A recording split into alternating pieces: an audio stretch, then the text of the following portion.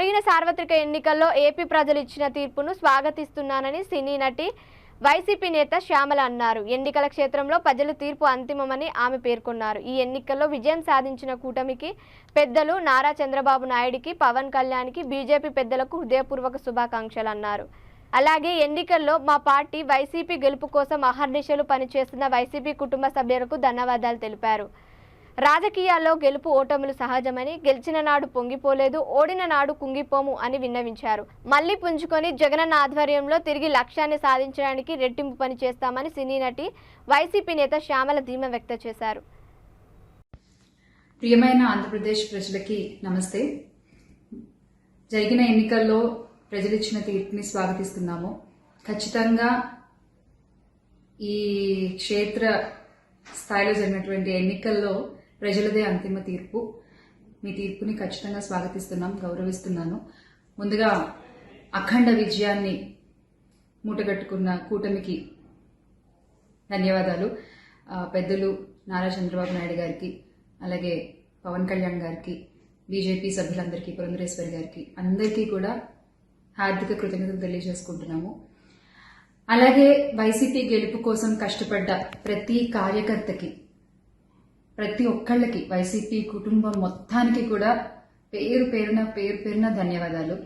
Yes, ఓడిపోయాము, కానీ ఒకటి గుర్తుపెట్టుకోవాలి, గెలిచిన నాడు ఎప్పుడూ విర్రవీగలేదు విజయ గర్వంతో, ఓడిపోయిన నాడు ఏనాడు కూడా కుంగిపోలేదు.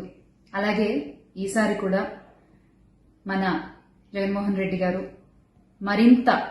మరింత బలాన్ని పుంజుకుని మళ్ళీ ఖచ్చితంగా మీ అందరి సపోర్ట్తో మనందరం కలిసి జగనన్నతో నడిస్తే ఖచ్చితంగా మళ్ళీ ఒక మంచి ప్రభుత్వంగా మనం ఏర్పాటవుతాము. దేవుడిపై నమ్మకం ఉంచి ప్రజలకి మంచి జరగాలని కోరుకుంటూ, ఎస్, ఎప్పటికీ జగనన్నతోనే అందరం కలిసి నడుద్దాము, మంచి చేద్దాం. ఏదైనా ప్రజలకి మంచి జరగడం ముఖ్యం. ఈ 5 ఏళ్లు కూడా ఆంధ్రప్రదేశ్కి ఎంత మంచి జరగాలో అంత మంచి జరగాలని మనస్ఫూర్తిగా కోరుకుంటున్నారు. జై వైసీపీ, జై జగన్. థ్రెటనింగ్ కాల్స్ గురించి వచ్చేసరికి, ఎస్, చాలా కాల్స్ వస్తున్నాయి, చాలా బెదిరిస్తున్నారు. ఒక రకమైన భయంగానే ఉంది నాకు కూడా.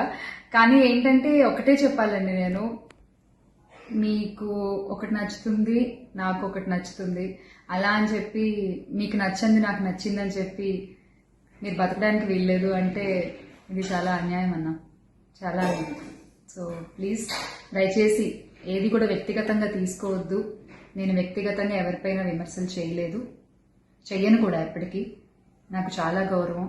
ఎవరన్నా కూడా వ్యక్తిగత విమర్శలు ఏవి నేను ఎప్పుడు చేయలేదు, చేయని మళ్ళీ చెప్తున్నాను. సో దయచేసి మీరు కూడా ఏది పర్సనల్గా తీసుకోవద్దు. ఎస్, ఒక పార్టీని గెలిపించేటువంటి ప్రయత్నంలో నేను ఎంత చేయాలో అంతా చేశాను, ఉన్నదే చెప్పాను, లేనిది ఎక్కడా మాట్లాడలేదు. దయచేసి దాన్ని అర్థం చేసుకుంటారని కోరుకుంటున్నాను.